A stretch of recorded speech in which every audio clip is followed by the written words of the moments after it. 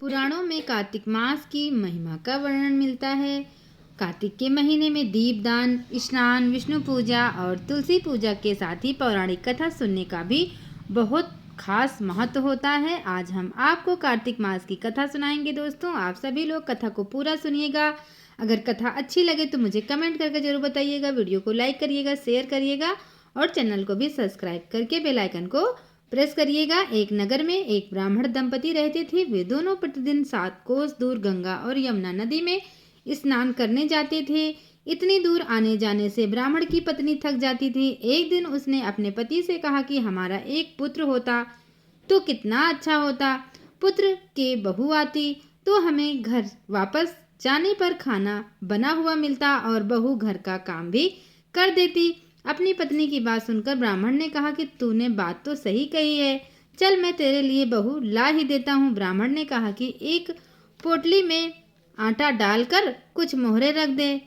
ब्राह्मण के कहे अनुसार उसने पोटली बांध कर दे दी। पोटली लेकर ब्राह्मण चला गया। ब्राह्मण को सफर के दौरान यमुना के किनारे बहुत ही सुंदर लड़कियां दिखाई दी। वे रेत में घर बनाकर खेल रही थी। उनमें से एक लड़की ने कहा कि मैं अपना घर नहीं बिगाड़ूंगी, मुझे तो रहने के लिए ये घर चाहिए। लड़की की बात सुनकर ब्राह्मण मन ही मन सोचने लगा कि बहू बनाने के लिए यही लड़की उचित है। जब वह लड़की जाने लगी तो ब्राह्मण भी उसके पीछे पीछे उसके घर तक चला गया। वहां जाकर ब्राह्मण ने उस लड़की से कहा, बेटी, कार्तिक मास चल रहा है, इसलिए मैं किसी के घर खाना नहीं खाता। मैं अपने साथ आटा लेकर आया हूँ। तुम अपनी माता से पूछो कि क्या वह मेरे लिए आटा छान कर 4 रोटी बना देगी। यदि वह मेरा आटा छान कर रोटी बनाएगी तो ही मैं रोटी खा लूँगा। लड़की ने जाकर अपनी माँ को ये सारी बातें बताई। माँ ने कहा, उचित है, जाकर ब्राह्मण देव से कह दो कि वह अपना आटा दे दें, मैं रोटी बना दूंगी। जब वह आटा छानने लगी तो आटे में से मोहरें निकली। वह सोचने लगी कि जिसके आटे में इतनी मोहरें हैं उसके घर में कितनी मोहरें होंगी। जब ब्राह्मण खाना खाने बैठा तो लड़की की माँ ने ब्राह्मण से पूछा, क्या आपका कोई लड़का है और क्या आप उस लड़के की सगाई करने वाले हैं या करना चाहते हैं? यह सुनकर ब्राह्मण ने कहा कि मेरा लड़का तो काशी में पढ़ने गया हुआ है, लेकिन यदि तुम कहो तो खांड कटोरे से विवाह करके तेरी बेटी को अपने साथ ले जाऊं। लड़की की माँ ने कहा, ठीक है ब्राह्मण देव। इस पर लड़की की माँ ने लड़की की खांड कटोरे से शादी करके ब्राह्मण के साथ भेज दिया। ब्राह्मण ने घर आकर कहा, रामू की माँ, दरवाजा खोल कर देख, मैं तेरे लिए बहू लेकर आया हूँ।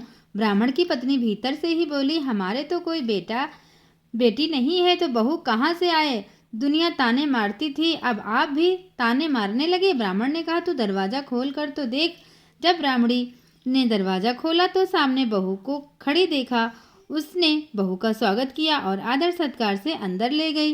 अब जब ब्राह्मण अपनी पत्नी के साथ नदी स्नान करने जाता तो पीछे से बहू घर का सारा काम करके और खाना बना कर रखती थी। वह उनके कपड़े धोती, रात को हाथ पैर दबाती। इस तरह बहुत दिन बीत गए। ब्राह्मणी ने अपनी बहू से कहा कि बहू, कभी भी चूल्हे की आग मत बुझने देना और मटके का पानी खत्म मत होने देना। परंतु एक दिन चूल्हे की आग बुझ गई। यह देखकर बहू घबरा गई और भागी भागी अपनी पड़ोसन के पास गई और कहा कि मेरे चूल्हे की आग बुझ गई है, मुझे थोड़ी आग चाहिए। मेरे सास ससुर सुबह 5 बजे से गए हुए हैं, वह थके हुए घर आएंगे, इसलिए मुझे उनके लिए खाना बनाना है। यह सुनकर पड़ोसन ने कहा कि तू तो बावली है, तुझे ये दोनों मिलकर पागल बना रहे हैं। इनके कोई पुत्र नहीं है, ये निसंतान हैं। बहू ने कहा, नहीं ऐसा मत बोलो, इनका बेटा तो बनारस काशी में पढ़ने गया हुआ है। इस पर पड़ोसन ने कहा कि यह तुझे झूठ बोल कर लाए हैं, मेरी बात सच मान, इनके कोई बेटा नहीं है।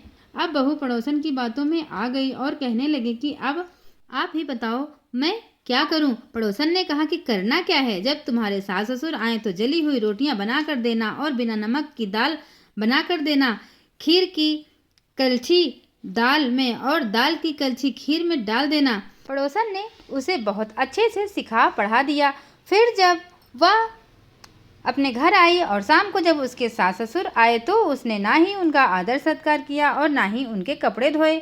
जब उसने सास ससुर को खाना दिया तो सास बोली, बहू आज ये रोटियां जली क्यों हैं और दाल भी अधूनी है। तब बहू ने पलटकर कहा कि एक दिन ऐसा खाना खा लोगे तो कुछ बिगड़ नहीं जाएगा तुम्हारा।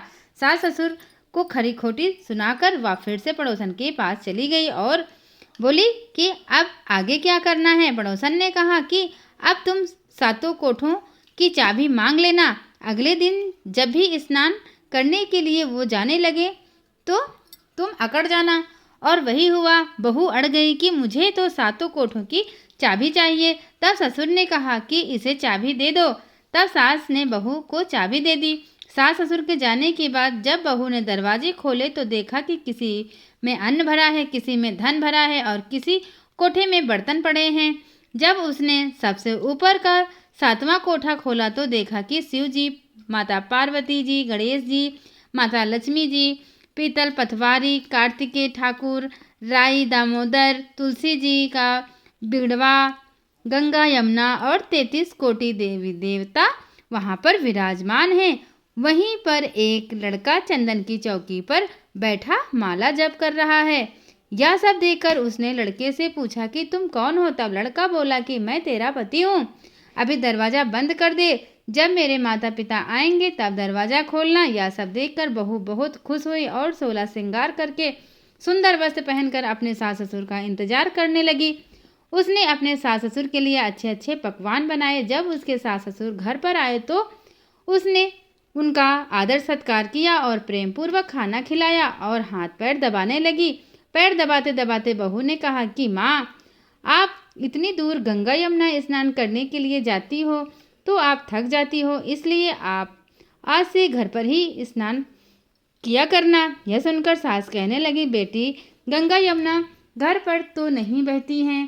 तब उसने कहा, हाँ माँ जी बहती हैं, चलो मैं आपको दिखाती हूँ।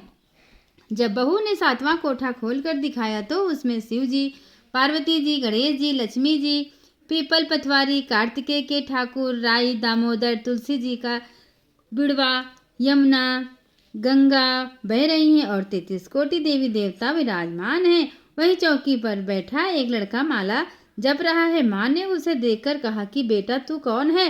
लड़का बोला, माँ मैं तेरा बेटा हूँ। तब ब्राह्मणी ने पूछा कि तू कहाँ से आया है। लड़के ने जवाब दिया कि मुझे कार्तिक देव ने भेजा है। माँ ने कहा, बेटा ये संसार कैसे मानेगा कि तू मेरा बेटा है। माँ ने कुछ विद्वान पंडितों से मदद मांगी। पंडितों ने कहा, इस पार बहू बेटा खड़े हो जाएं और उस पार माँ खड़ी हो जाए।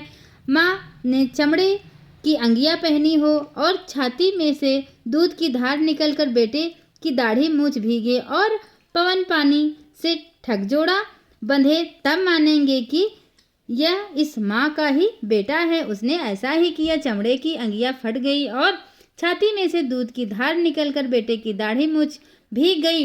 पवन पानी से बहू बेटे का गठजोड़ बंध गया। यह सब देखकर ब्राह्मण और उसकी पत्नी की खुशी का ठिकाना नहीं रहा। तो यह भी कार्तिक मास की कथा है।